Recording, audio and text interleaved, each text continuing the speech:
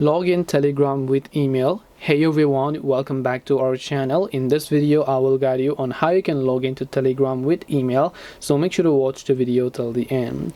Now if you want to log into Telegram using email, maybe because you lost access to your phone number, I will tell you right from the start you can't log in using your email. But do not click away just yet, because if you are new on Telegram and you would like to start using the Telegram platform but then you don't have a phone number, that's why you want to create with an email address. But do not worry, because what you can always do is, if you don't have access to a real phone number, you can always get virtual phone numbers that are available online on many websites, and you will also get the verification code. Some of them are legal and some of them are completely free as well.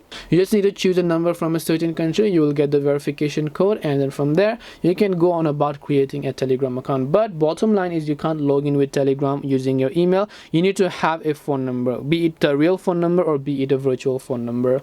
Hope this video helped you understand the question. If you have got any more queries, feel free to leave them down.